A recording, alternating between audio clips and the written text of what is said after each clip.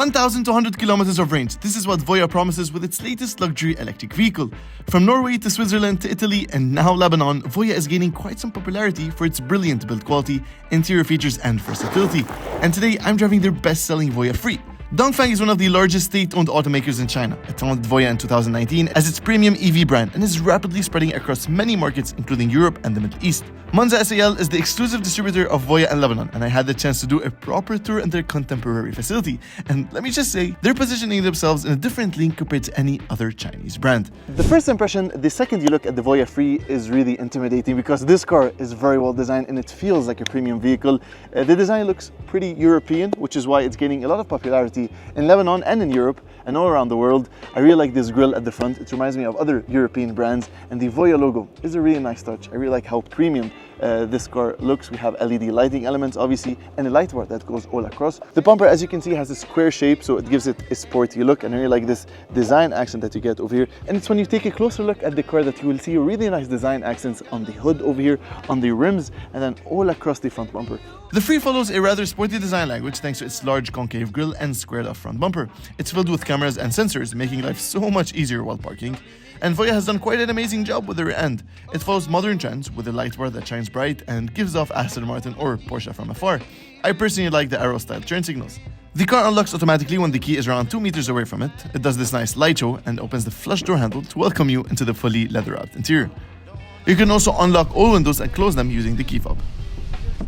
It doesn't come as a surprise that the interior is just as well designed as the exterior. They put so much effort into making this cabin feel very premium. It's such a nice place to be. I have to start off with the seating position and the seat. Look at the cushions, how comfortable they are. I mean, you're driving, but you're really relaxed and comfortable at the same time. I feel like I can go long journeys inside this car without having to worry about any back pain. And there's a lot of support, lumbar support, and obviously everything is automatic. The color choice over here, the beige that we have on the seats contrasting with the bluish black over here on the dash, everything is leather wrapped, so yeah, it feels quality. I have to say the steering wheel is thin but feels really nice in your hands. You have flat bottom.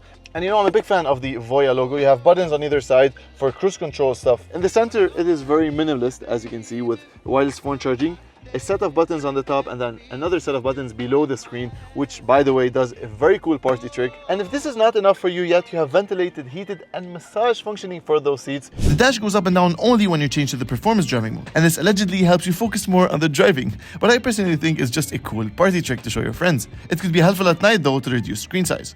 The passenger display has much more features than I thought. And speaking of size, the 3 gets a massive 560 liters of cargo, and I love that the seats fold flat.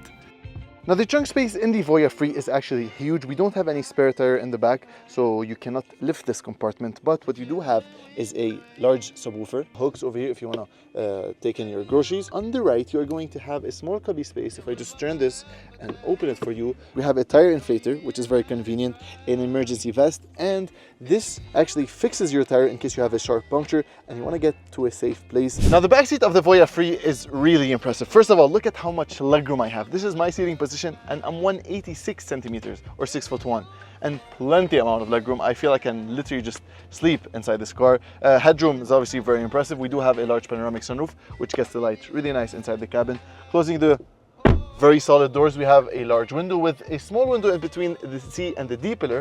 Ambient lighting, as you can see, with a large button to open up the window. It stays level as such. And then you can see we have nice leather material, 2 speakers, and pretty large door bins as well. I have to say, an armrest is always nice to see with 2 cup holders. So yeah, it is a very comfortable seating. It's very airy, I have to say. And then Voyah did not forget about the passenger in terms of connectivity. So you have 2 USB ports. You can control your climate control. So this is basically a 3-zone climate control in this car with sunshade button actually.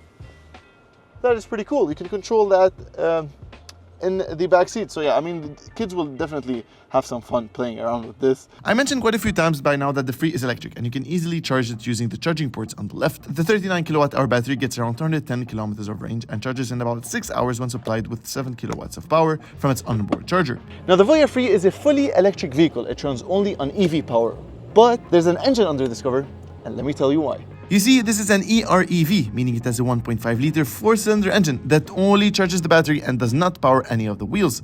With its 56-liter fuel tank, the range extends an impressive 1,221 kilometers. As for performance, the Voyah puts down a combined output of 600 horsepower from its dual motors with a 0 to 100 sprint in 4.2 seconds. You can, however, feel the weight of the car, especially under braking, and then when you jump out of performance and into outing, the car raises itself by up to 100 millimeters, and you can go on exploring worry-free, especially knowing you have all-time all-wheel drive. And it's funny because I always come to this road with an off-road vehicle to really test it on these mountain roads, and today I'm in the Voyah Free. Up till now, this thing just glides over anything. I love the suspension work on this thing.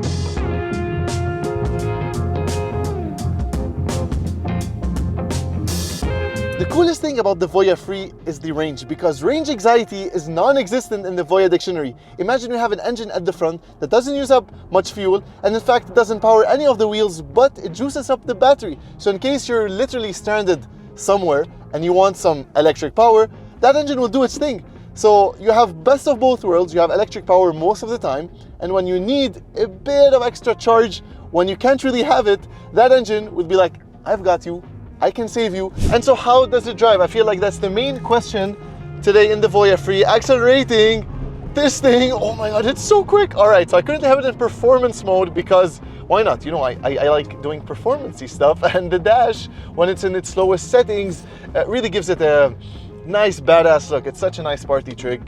Obviously, when you turn on the signals, the camera is going to show you, wow, what a view. Look at that, look at that. Super nice. And then you have a front view. Okay, just gonna show you how brusque. A bit of wheel spin and then it goes. Brakes are actually incredible. I'm usually hard to impress when it comes to new electric Chinese vehicles, especially that a lot of new brands are entering our markets. And you know, potential buyers are confused which one to look for. Here's my take on it. Looking for a new car comes with a list of requirements, and it's when a car ticks all the boxes and over-delivers that you decide to take it home. The Free is a car that has no hiccups. It's complete in terms of design, tech, comfort, performance, and luxury materials. And its capability is what makes it a winning bid over other front-wheel drive offerings. Some people are trading in their Cayennes for these, and I won't surprised if they do volumes. It's an EV with its own powerhouse. It's very luxurious. It's got all the fancy tech you see in the Germans, but at almost half the price. The transition from an ICE to an electric won't be too foreign in a range extender vehicle because they'll still fill up gas once every 2 to 3 weeks, but with the efficiency of a full EV. I'm yet to experiment the rate at which the engine fills up the battery. If you enjoy this type of content, make sure to like and subscribe, and let me know what you think of the new Voyah Free.